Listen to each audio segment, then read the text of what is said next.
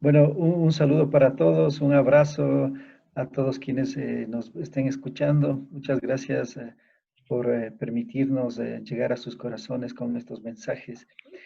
El Guacacue es un personaje que nos cuenta un cronista que se llama Martín de Murrúa.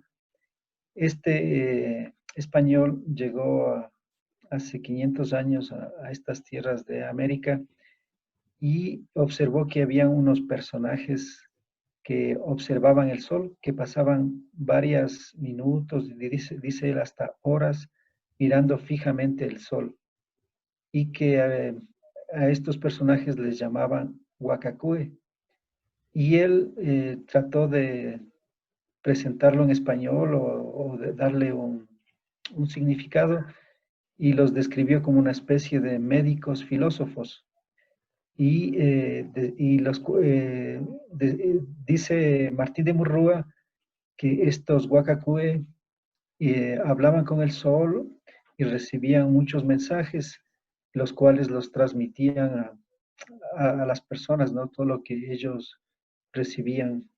Entonces, en mi caso personal, yo hice esa experiencia, es decir, yo comencé a practicar esto de mirar fijamente el sol y llegué a mirar hasta 45 minutos en un lapso de un año, porque el proceso de preparación es muy lento, se avanza a un ritmo muy pequeño y para lograr llegar a 45 minutos, en mi caso personal me tomó un año de mi vida de estar Wow. ahí hasta lograr llegar a ese tope. Y, y de igual manera me sucedieron una serie de cambios, de transformaciones personales y era como que comencé también yo a despertar al maestro o a todo toda aquella información que había en mi memoria ancestral y comencé a destapar. Al principio pensé que me estaba volviendo loco porque había mucha información que tenía Ujú. y no sabía qué es lo que estaba pasando, hasta que me di cuenta que simplemente estaba recordando lo que yo ya sabía, es decir, que cada uno de nosotros somos una acumulación de todo el conocimiento y sabiduría de la vida, es decir, por tener la vida ya tenemos todos los saberes que tiene la existencia, es decir, en nosotros está depositado cada uno de los conocimientos de la vida. Entonces, lo que hacemos es simplemente destapar o activar o encender eso que está en nosotros, es como que estamos dormidos o está escondido, Claro. y eso lo hacemos es despejar, abrir. Entonces yo comencé a recordar y de pronto, por ejemplo, yo ya sabía curar.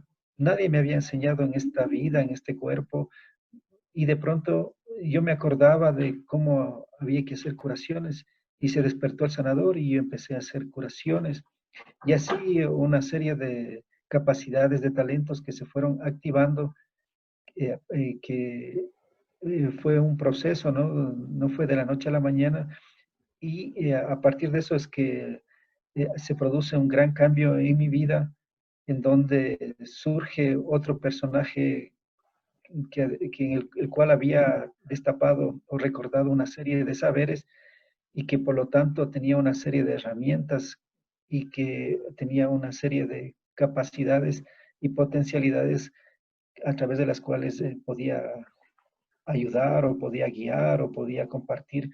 Entonces, mi vida da un giro, un cambio a partir de un libro que se llama El retorno del hombre rojo. Ajá. Este libro que es mi experiencia con varios maestros de diferentes lugares de América, llega a un francés, el cual se interesa en traducirlo y después él llega al Ecuador con el contrato para que yo lo firme y yo a la época allá había abierto un centro de formación donde dábamos cursos de quichua, cursos de medicina, de filosofía, de astronomía, todas las ciencias andinas. Entonces, ahí es cuando él me propone y me dice si quisiera ir a Francia a hacer unas ceremonias. Evidentemente que lo acepté y así Claro. comenzaron a suceder una serie de cambios, de transformaciones en mi vida que al principio yo decía, es mi época de buena suerte, estoy con suerte. Así lo explicaban, hasta que me di cuenta que lo que había sucedido es que se produjo un cambio energético, un cambio emocional, mental, un cambio general y esto provocaba o generaba o atraía nuevas situaciones a mi vida. Entonces comenzaron así a llegar una serie de cambios y de nuevas experiencias y situaciones que me llevaron a viajar por el mundo hasta el día de hoy. De esto ya han pasado 17 años en que yo estoy permanentemente viajando para, especialmente para Europa, Mira, qué ah, bueno. con los talleres y ceremonias.